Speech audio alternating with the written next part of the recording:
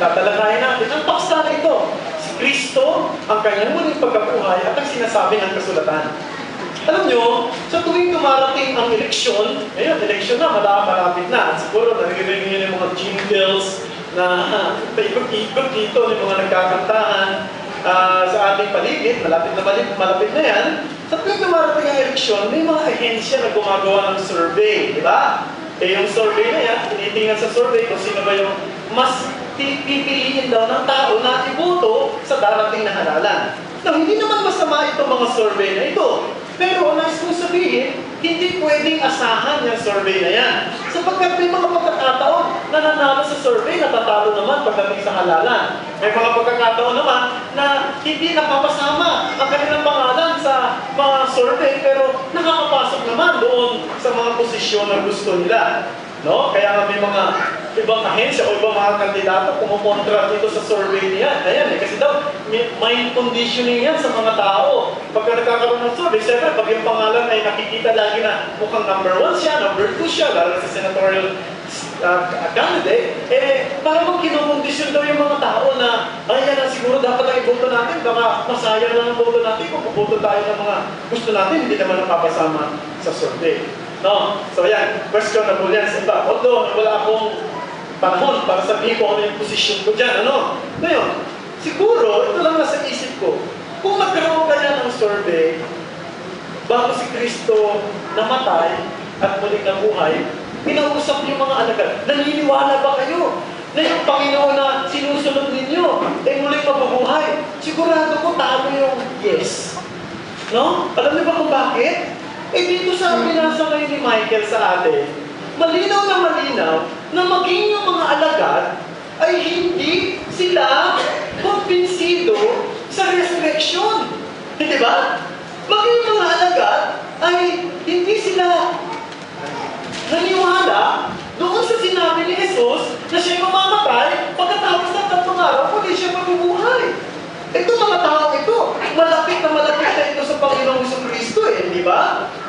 Pero, nagkaroon sila ng doubt o hindi nila pinansin, pinaniwalaan nila yun. No? Na si Kristo pala ay muling mabubuhay sa mga patay. At ito'y hamon din sa atin lahat. Hamon din ito sa ating pananampalataya. Naniniwala ba kayo na si Kristo ay muling nabuhay sa mga patay? Now, tinatanong ko yan, hindi lang dahil yan ang doktrina na dapat natin panindigan, kundi ang tanong ko yan ay, naniniwala ba talaga kayo, kumbinsido kayo ng buong puso, ng buong pag-iisip, na si Kristo ay muling nabuhay sa mga patay? Not only because this is a matter of doctrine that we should be stand on, but with all your heart, do you believe that? Now, dahil nga sabi ko, karamihan sa mga tao ngayon, nag-iriwang ng resurrection. Kaya mas maganda, i-refresh natin ang ating mga isip sa kahalagahan ng muling pagkabuhay na ni Jesus sa ating pamumuhay Kristiyano araw-araw. Binasa na ni Michael sa ating kanina yung teksto, no? Luke chapter 24, verses 1 to 12. Makikita natin dito na di sumagi sa isip ng mga alagad ni Jesus na muli siyang mabubuhay. Tingnan nyo, yung mga babae pumunta sila sa libingan, di ba? Hindi dahil sa sasalubungin nila si Jesus. Hindi ba ngayon meron mga pagsalubong? No? Wala naman, meron bang pagsalubong sa Bible? Meron ba kayong mga, yung mga babae kasi sa sinalubong nila. Hindi ba nila sinalubong Pumunta lang sila ron dahil nagkaugalian ng mga Hudyo na nagdadala sila ng pabango doon sa libingan ng mga tao na mga mahal nila sa buhay na namatay na. Yung kaugalian nila, pumunta sila doon. Pero hindi sila pumunta para sa magsalubong. Pero bata pa kami, no? Sa dati pang pananampalataya. Lumaki kami sa ganun ang pagdating ng Sunday, no? Madaling araw, may pagsalubong na ginagawa. No, pero sa totoo lang, wala namang nangyari ganyan sa Bible na pagsalubong. Kasi pumunta sila naman, parang dumalaw lang talaga doon sa libing at maglagay ng mga pabango. Yun lang talaga ang punto dyan, no? Now, tandaan natin, ikatlong araw na ito, 3rd day, no? Pero hindi pa rin nila naalala yung sinabi ni Jesus, 3 araw lang. No? 3 araw lang ang pagitan. Hindi pa rin nila naalala yung sinabi ni Jesus na Siya ay mamamatay, pero muli siya mabubuhay pagkatapos ng 3 araw, pero hindi pa rin sumagi sa isip nila. It only shows that they were not truly convinced of what Jesus said about Himself. And even, nung pumunta yung mga babae ron sa libingan, bukas na yung libingan, di ba? Nakabukas yung pintuan ng libingan, kaya yung mga babae, mamadali silang bumalik. At sinabi noon sa mga alagad ni Jesus na yung nangyari, pinansin ba sila ng mga alagad? Ang sabi ron, dinispise sila ng mga alagad, di ba? Hindi pinansin ng mga alagad yung balita ng mga babae.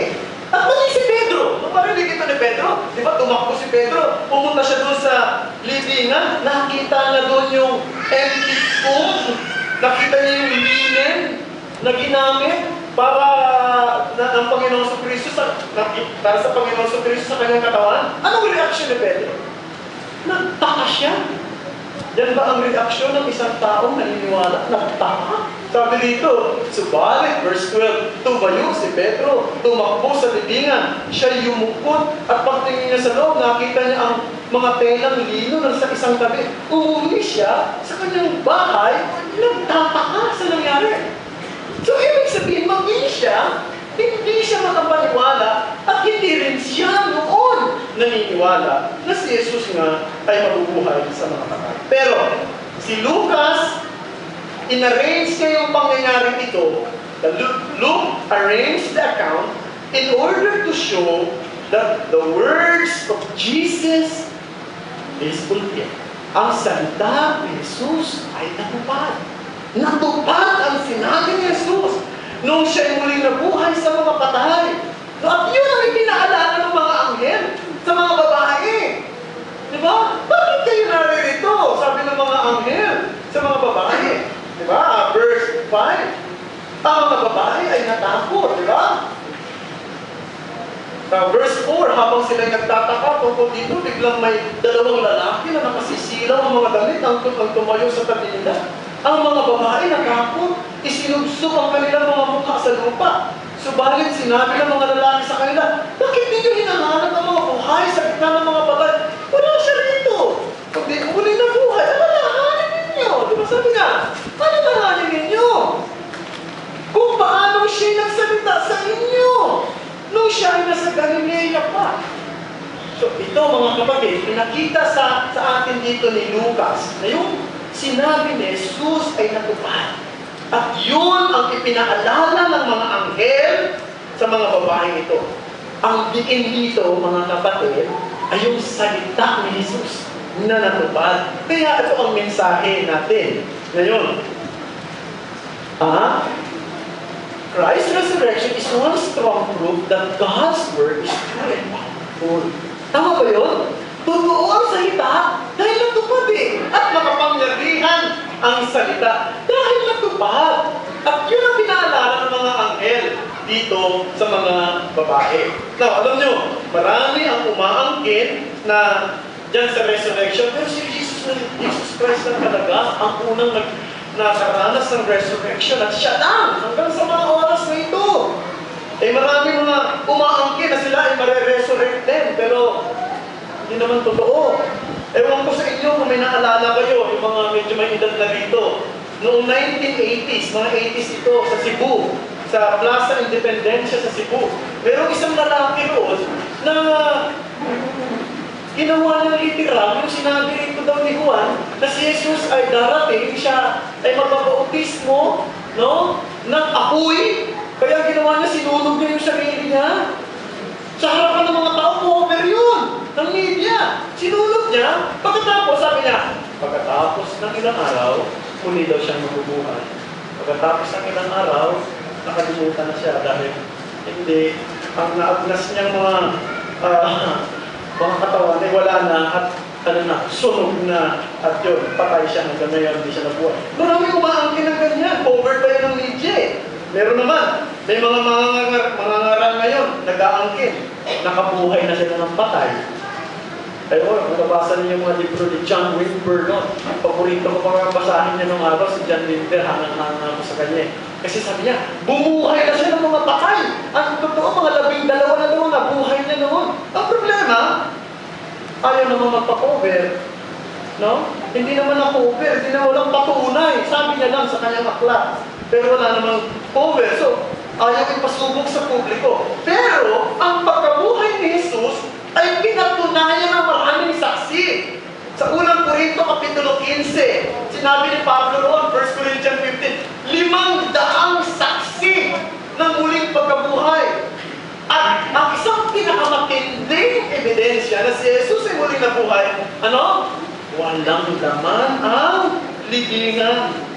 Walang laman ang libingan. Yung pong empty tomb ay isang public witness ng resurrection ni Jesus Christ. Hindi takot ang mga apostol na ihayag ang katotohanan ito at subukin ito ng mata ng publiko sapagkat sampalataya sila sa salita ng Diyos.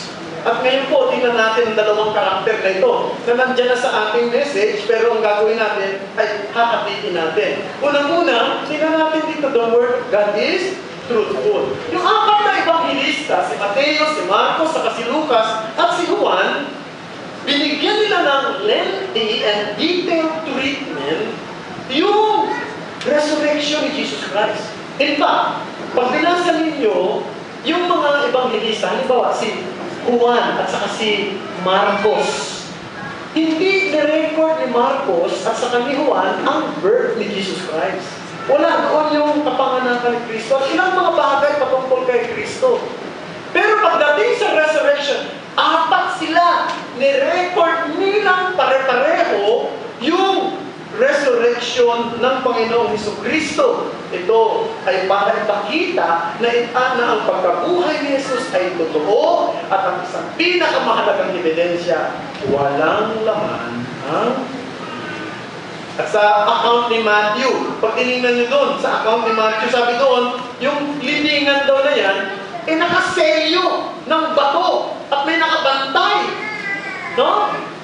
May nakabantay roon. Pero anong nangyari? Bakit nakabukas? At wala nang naman. Ibig sabihin, ito'y totoong Panginoon. Wala na si Jesus pagdating ng katuhan. At kung ito'y totoo, walang dahilan para pagdudahan ang iba pang bahagi ng salita ng Diyos. At bakit ko binanggit yan? Alam nyo, kung mayroong pinakamahirap paniwalaan, yung isang patay na buhay. Di ba? Marami, meron ba kayo mga nahihirapang paniwalaan? Hirap paniwalaan. Paano nangyari na nagkaiba-iba ng kulay tayo? No? Talaga bang isa lang ang lahi na pinanggalingan natin? Si Adan lang. Bakit? Si Kuya Mike, puti. Si Kuya Mag naman, ang muti-muti. Kasi may, di ba? Bakit naman si ganito ay itim? Di ba ang kulay niya? Bakit minsan na ba talaga? Minsan mahirap na. Pero sa tingin ko, mas mahirap paniwalaan yung isang patay na buhay. Ay kung totoo yun, napaniwala tayo ng salita ng Diyos na si Jesus na buhay sa mga patay, madali na natin tanggapin ang iba pang mga katotohanan nakasaad sa banal na kasulatan. Hindi ba, mga kapatid? Kasi yung pinakamahirap paniwalaan pinaniwalaan mo, lalo pa nga yung iba.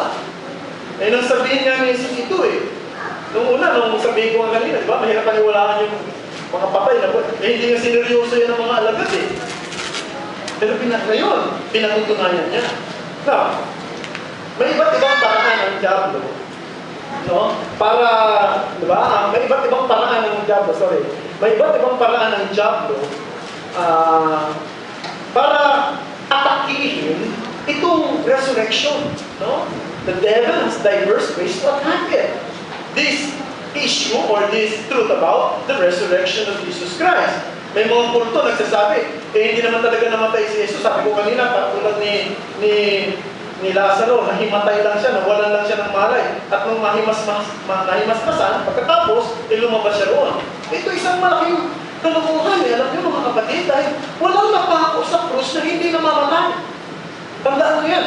Yung mga Roman people noong araw, they see to it na yung mga nakapako doon sa krus, kasi yan isang capital punishment sa kanila. At alam niyo yung purpose ng cross? Hindi lang yan para patayin ng tao, para pahirapan ng gusto eh. Kaya nga, to prolong the agony. Pero mo nandun ka nakapako sa krus ng matagal. Inuubos yung dugo mo, inuubos yung tubig sa katawan mo, inuubos yung lakas mo. Hindi naman yan yung parang biglaan ka lang namatay. Hindi, inuubos unti-unti. And they see to it na mamamatay ka. At meron silang takdang panahon. Dapat namatay ka ng pagkatapos ng 2 araw o 3 araw, kumaring namatay. Pagka medyo nagtagal ka na dyan, at buhay ka pa, ang gagawin nila? Babaliin nila yung isang bahagi ng katawan mo para matuluyan ka na mawala ka na dyan sa taas. Ang tagal-tagal mo na kasi hindi naman nandun sa taas na nakabiti. They see to it na mamamatay ka. Kaya nga, totoong namatay si Jesus. No?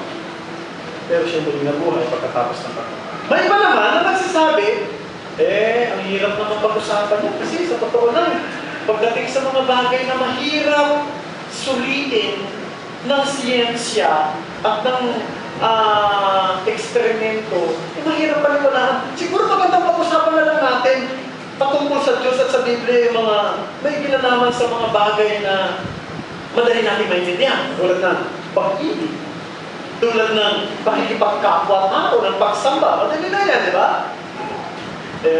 Alam niyo mga kapatid, kung hindi nabuhay si Kristo sa mga patay, walang kabuluhan yung pag-ibig natin sa isa't isa. Walang kabuluhan yung pagsamba natin. Walang kabuluhan yung ginagawa natin dito. Kaya nakasalari sa muling pagkabuhay ni Jesus ang lahat ng mga magagandang bagay na ginagawa natin sa isa't isa at maging ang ating pagsamba. May pinakatuso pang paraan ng Diablo para atakihin itong resurrection. Siguro, huwag na natin patunayan sa kasaysayan, dalhin na lang natin sa sarili natin kung talagang buhay ang Diyos, buhay siya. Kaya nga, may kanta nung araw na sa himno na kinakanta rin namin yun eh. Sa pinalitan na ngayon yan eh, na diba? Yung kanta na, diba, si Kristo'y nabubuhay. Narinig niyo na yan? Buhay, buhay, si Kristo'y nabubuhay. Kasama ko at kaakbay sa makikot na daan. Buhay, buhay, dalay kaligtasan. Tanong mo'y bakit mo alam? Nasalat, sa puso ko'y buhay.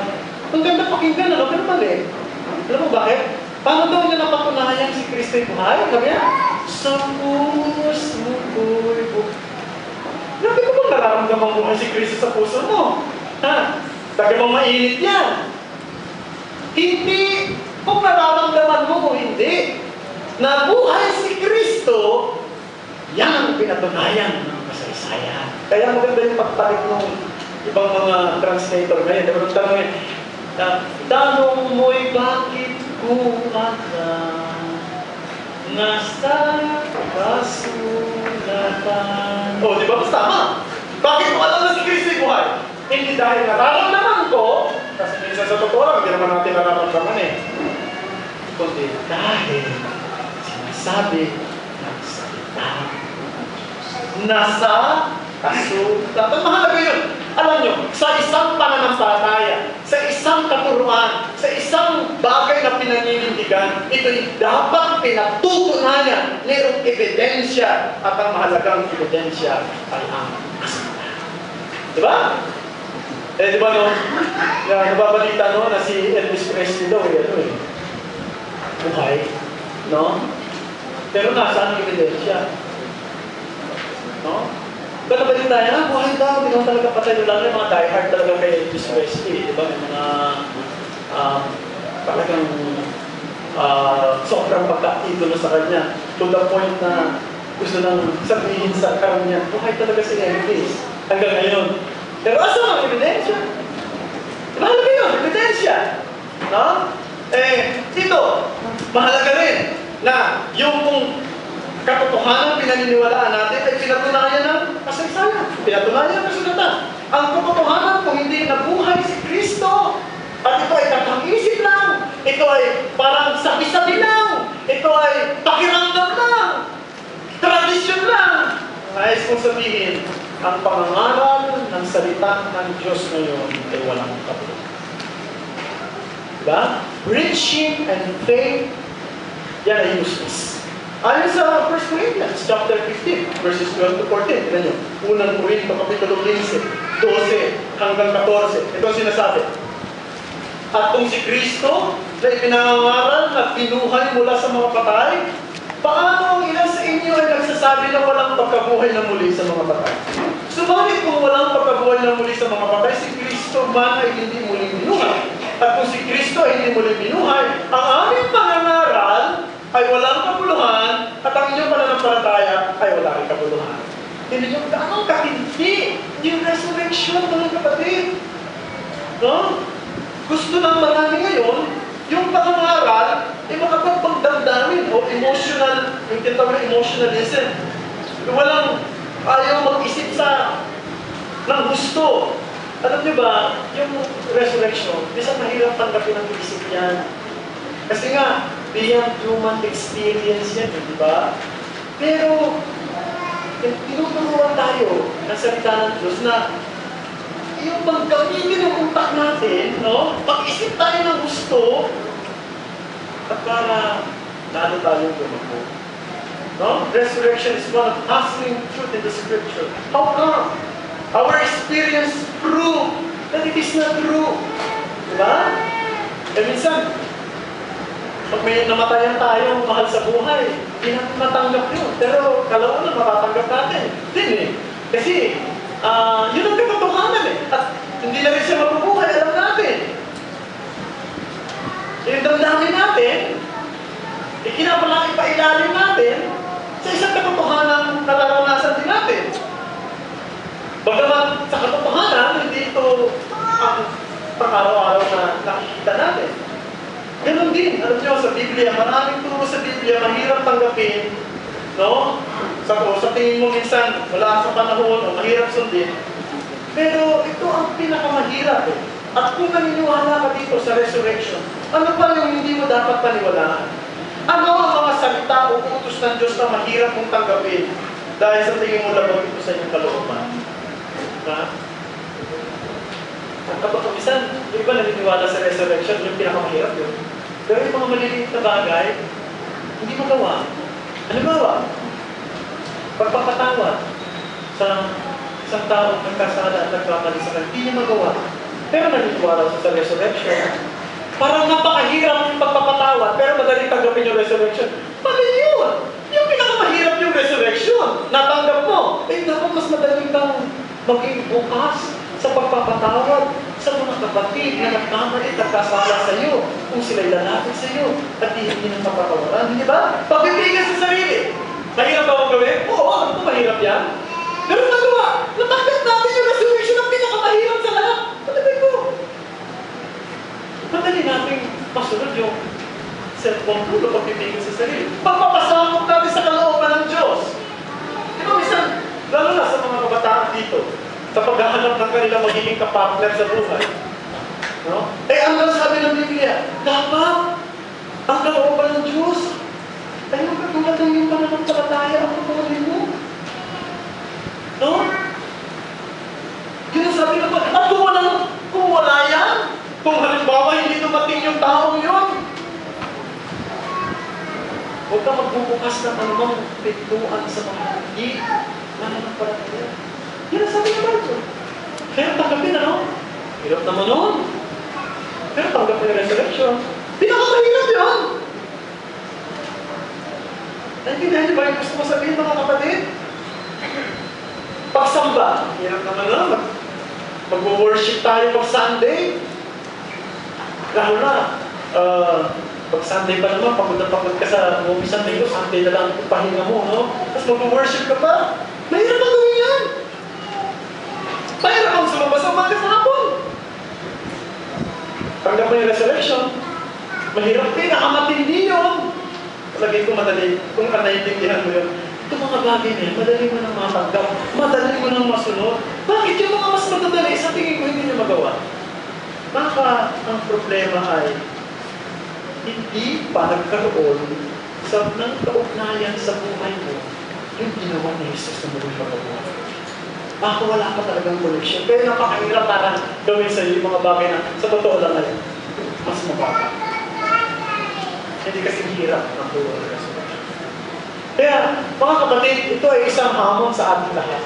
Kung yung pinakamahirap na bagay, pinaniwalaan natin, nagawa natin tanggapin din natin yung mga bagay na iba pa sa kasulatan na sa tingin ko ay mas magaang pa sa usapin ng biling pagkakulitan sa mga.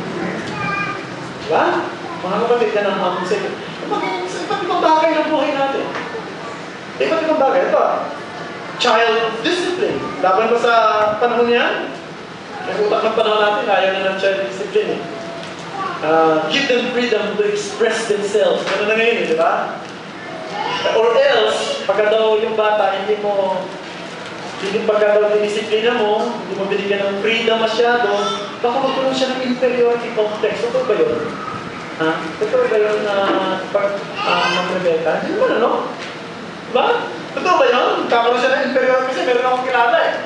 Pagka yung anak niya, ayaw niya talagang sawayin. Pag pumunta sa supermarket, pag ginanap, bahala, hindi niya sasawayin niya kasi kinakalang i-express ng bata yung sarili niya. No? Naku, kailangan mayaman ka. Kasi papayaran mo lahat yun kung may nabasag yan doon. Kaya, mga kapatid, mahirap yung child discipline. Mahirap disiplinahin ng ating mga anak. Alam ko yan sa sarili ko. Pero, kailangan natin gawin yan. Mahirap ba yun? Mas mahirap yung resurrection tanggapin. Pero tinanggap natin. Yung child discipline, makakanggapin natin. Kaya mga kabataan, tulad na sinabi ko, mga naririto, gusto niya maging malaya ka agad.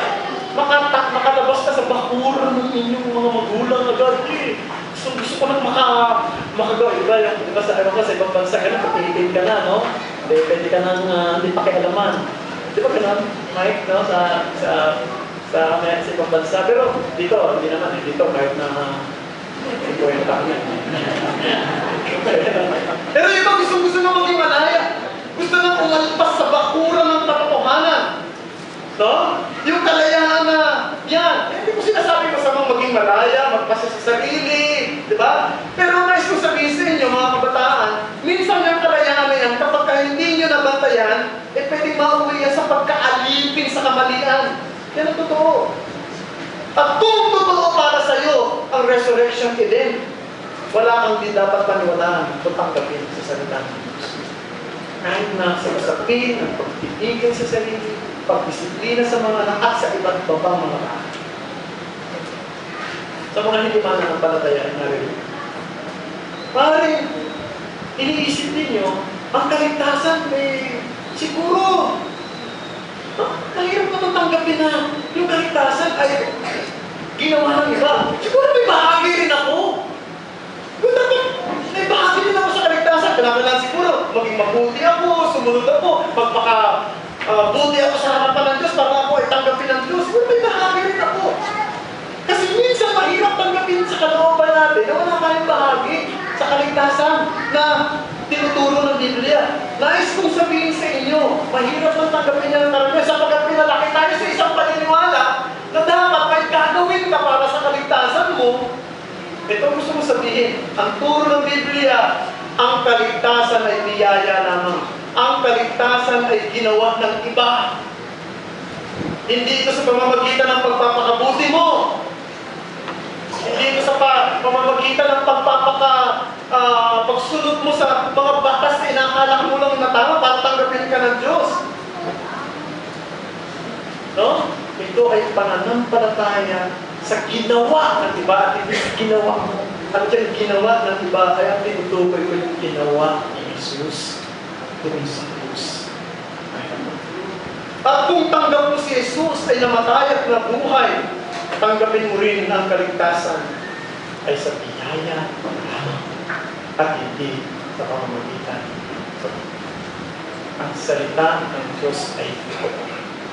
Pangalawa, at panghuli, the Word of God is power. Now, kanina, sinasagot natin yung tanong na, totoo ba yan, yung resurrection?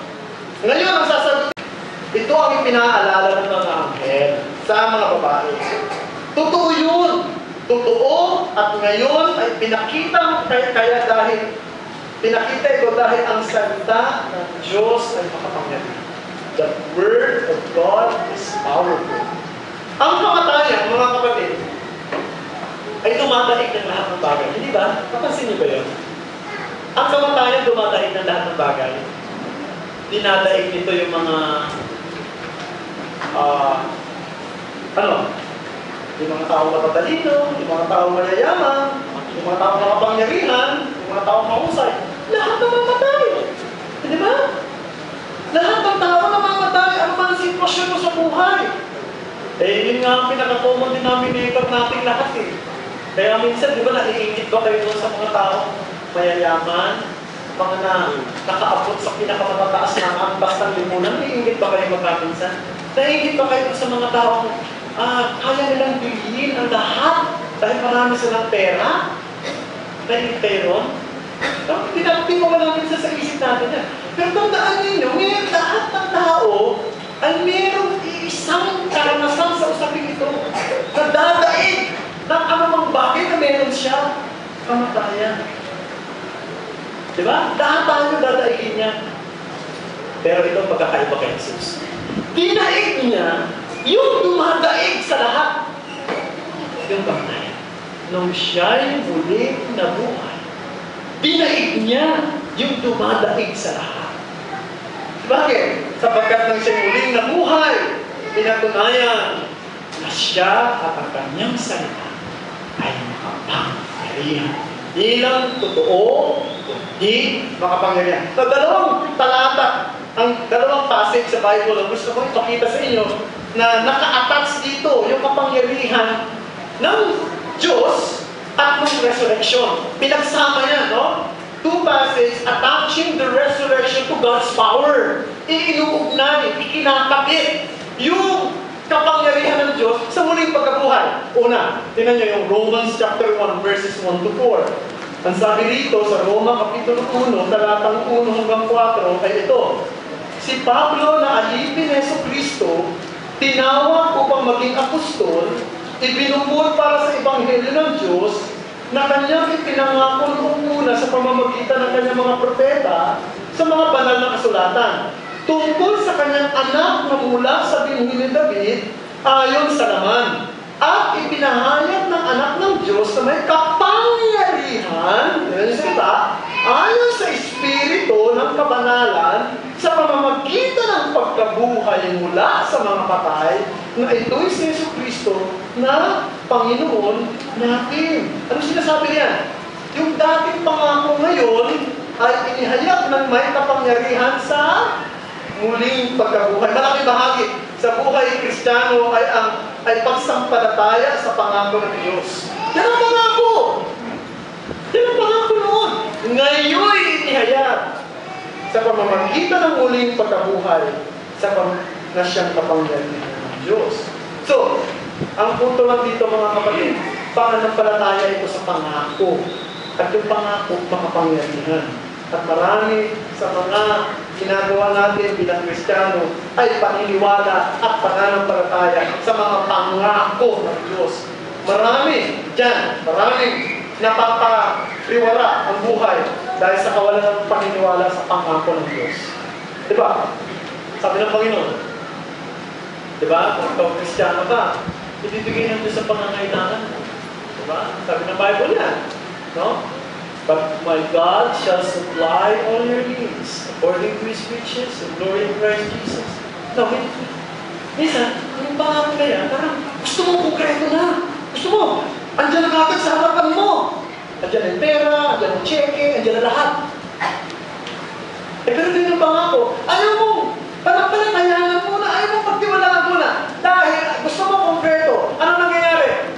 Gagawa ka ng paraan. No?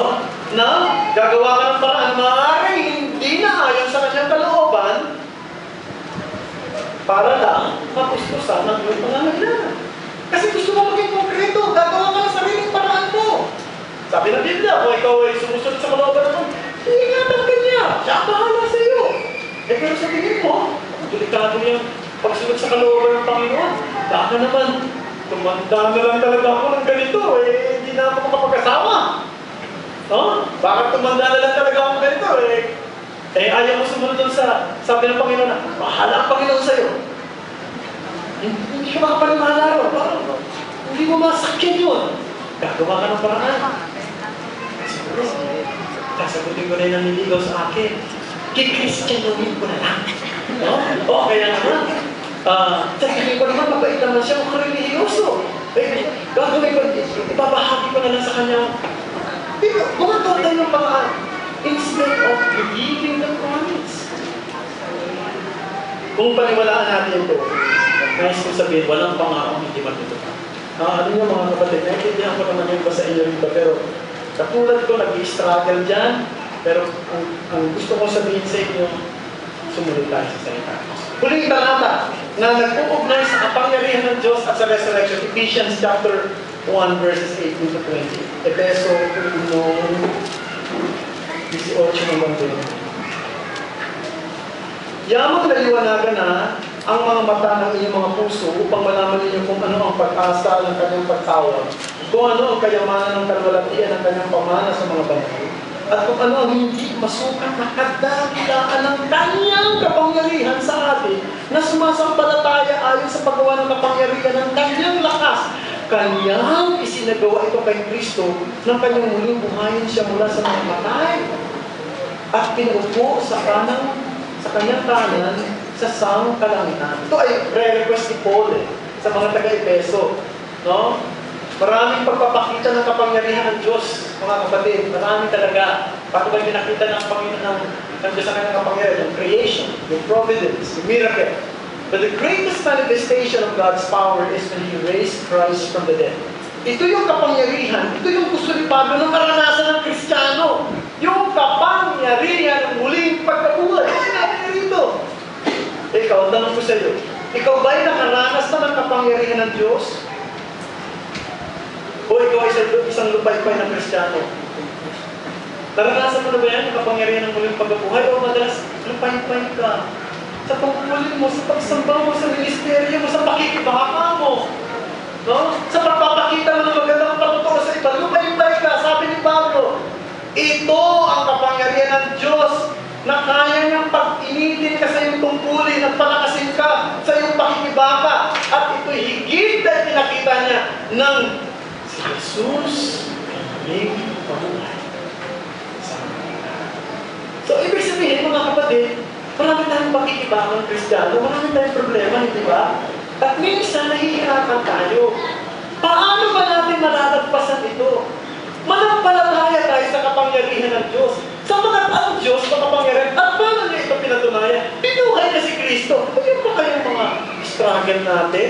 Yung pa kayong mga pakikibaka natin na pang-araw-araw na kung tutusin, minsan ang problema natin ay bahagya lamang ng problema. Lupay-pay na tayo. Baka ang katotohanan, hindi na-iugnay ang kapangyarihan ng muling pagkabuhay sa ating mga buhay. Kaya madali tayong lumupay-pay sa mga maliliit at bahagyang problema na ating naranasan. Kaya ito ang gawin nating panalangin. Ang kapangyarihan ng Diyos sa buhay natin upang hindi tayo maglupay-pay sa ating mga buhay. At yan kapangyarihan ng Diyos na inaangkin natin ay higit niyang ipinakita ng muli niyang buhayin si Jesus. So sa pagtatapos, alam niyo, ang mga Muslim, isa sa kanilang pangarap sa buhay ay makarating sa Mecca. Ito yung na pilgrimage in Mecca. Bakit? Nandoon kasi yung labi ng kanilang propetang si Muhammad. Nandoon ang kanyang labi. Nandoon ang kanyang katawan na kung saan ay itinuring na nilang parang sagrado yan. At pinakasagradong tungkulin ay pumunta sila roon upang ito ay kanilang makumayan. Walang ganyan sa Kristiyano. Wala tayong pilgrimage. Hindi natin kailangan puntahan gawin yan. Dahil ang libingan ng ating tagapagligtas ay walang laman. Hindi ba? Ang hinaharap natin sa araw-araw na pakikibaka, no? At ang motibasyon natin na harapin ito ay ang muling pagkabuhay. kung siya'y totoong buhay, at ang kanyang salita ay totoo at makapangyarihan, makaharap natin ang araw-araw nating pakikibaka. Yan ang ating tandaan, mga kapatid. At yan ang mensahe ng muling pagkabuhay ni Jesus. Ang salita ng Diyos ay totoo at ang salita ng Diyos ay makapangyarihan. Kaya natin tumayo. Aming Ama,